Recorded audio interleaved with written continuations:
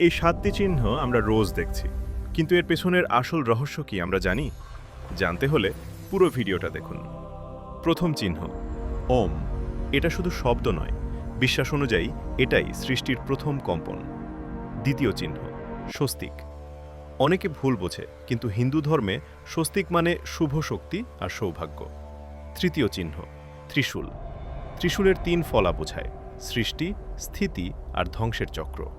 চতুর্থ চিহ্ন তিলক। কপালের তিলক শুধু রীতি নয়, এটা চেতনা আর আত্মজাগরণের প্রতীক। পঞ্চম চিহ্ন কলস। কলসে জল মানে জীবন, আর ওপরের নারকেল মানে পূর্ণতা। ষষ্ঠ চিহ্ন শঙ্খ। শঙ্খধ্বনি নাকি অশুভ শক্তি দূরে সরিয়ে পবিত্রতার আহ্বান জানায়। সপ্তম চিহ্ন পদ্ম। কাদার মধ্যেও ফুটে ওঠা পদ্ম শেখায় সংসারে থেকেও পবিত্র থাকা যায়। এই চিহ্নগুলো শুধু ধর্ম নয়, এগুলো জীবনের নীরব শিক্ষা।